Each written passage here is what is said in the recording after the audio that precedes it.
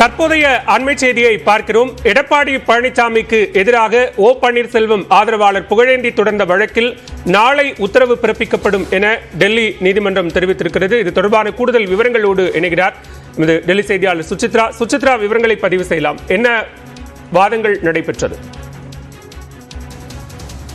அதிமுகவினுடைய பொதுக்குழு விவகாரம் தொடர்பாக தங்கள் தரப்பு வழங்கிய புகார் மனுக்கள் மீது தேர்தல் ஆணையம் எந்த ஒரு நடவடிக்கையும் எடுக்கவில்லை என்ற ஒரு குற்றச்சாட்டை முன்வைத்து டெல்லி உயர்நீதிமன்றத்தில் புகழேந்தி சார்பாக மனுவானது தாக்கல் செய்யப்பட்டது. இன்று அந்த மனு நீதிபதி சச்சின் தத்தா அமர்வில் விசாரணைக்கு எடுத்துக் கொள்ளப்பட்ட பொழுது கடந்த 2017 ஆண்டு முதல் இந்த விவகாரமானது பல்வேறு நீதிமன்றங்களில் விசாரிக்கப்பட்டு வருகிறது. தேர்தல் ஆணையத்திலும் புகார்களானது வழங்கப்பட்டுள்ளன.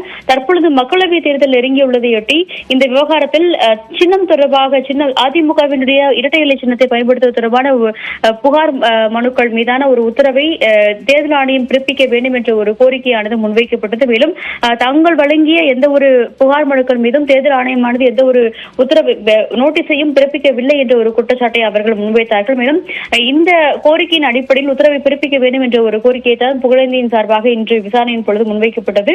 அதற்கு அதிமுகவின் சார்பாக ஆஜராகிய மூத்த வழக்கறிஞர் பாலாஜி ஸ்ரீனிவாசன் கடுமையான எதிர்ப்புகளை முன்வைத்தார். அதிமுக கட்சியில் எந்த ஒரு பிளவும் இல்லை எனவும் 64 லெஜிஸ்லேட்டர்கள் தங்கள் தரப்பில் ஆதரவாக இருக்கிறார்கள். கட்சியில் எந்த ஒரு பிளவும் இல்லாத பொழுதும் கட்சியில் உறுப்பினராக இல்லாத ஒருவர் எவ்வாறு இது போன்ற மனுவை தாக்கல் செய்ய முடியும் என்ற ஒரு கேள்வியும் அவர் முன்வைத்து எழுப்பியிருந்தார்.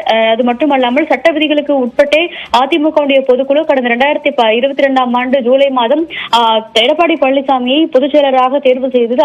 அதில் எந்த ஒரு விதிமுறை மீறலும் இல்லை என்ற ஒரு கருத்தையும் அவர் முன்வைத்தார். இதனையடுத்து தேர்தல் ஆணையமும் கட்சியில் உறுப்பினர் இல்லாத ஒருவரை எவ்வாறு இது போன்ற மனுக்களை தாக்கல் செய்ய முடியும் என்ற ஒரு கேள்வியை தேர்தல் ஆணையத்தினுடைய தரப்பும் முன்வைத்ததை அடுத்து வழக்கினுடைய உத்தரவு என்பது நாளை பிறப்பிக்கப்படும் என்ற ஒரு உத்தரவை தற்பொழுது நீதிபதி சச்சின் தத்தா தெரிவித்திருக்கிறார். மேலும் இந்த விவகாரத்தில் உச்சநீதிமன்றம் மற்றும் சென்னை உயர்நீதிமன்றமானது அதிமுக பொதுக்குழு விவகாரத்தில் வழங்கியுள்ள தீர்ப்புகள் அடிப்படையில் விரிவான உத்தரவை டெல்லி உயர்நீதிமன்றமானது பிறப்பிக்கும் என்ற ஒரு கருத்தையும் அவர் தற்பொழுது நீதிபதி சச்சின் தத்தா தன்னுடைய உத்தரவில் தெரிவித்திருக்கிறார். அதற்குள்ளதாக இன்று மாலை 4 மணிக்குள் உச்சநீதிமன்றம் மற்றும் உயர்நீதிமன்றத்தினுடைய தீர்ப்பின் நகல்கள் அனைத்தையுமே 2 தரப்புகளும் தாக்கல் செய்ய வேண்டும் என்ற ஒரு அறிவுறுத்தலும் தற்போது டெல்லி உயர்நீதிமன்றத்தினுடைய நீதிபதி சார்பாக வழங்கப்பட்டுள்ளது. அதிமுகவுடைய தரப்பை பொறுத்தளவில் மிக முக்கியமாக இந்த விவகாரத்தில் எந்த ஒரு பிரச்சனையும் இல்லை, வேண்டுமென்றே ட்ரபிள் மேக்கிங் செயல்களில் புகழேந்தி ஈடுபட்டு வருவதாக அவர்கள் குற்றச்சாட்டையும் தற்பொழுது இன்றைய விசாரணையின் பொழுது முன்வைத்திருக்கிறார்கள்.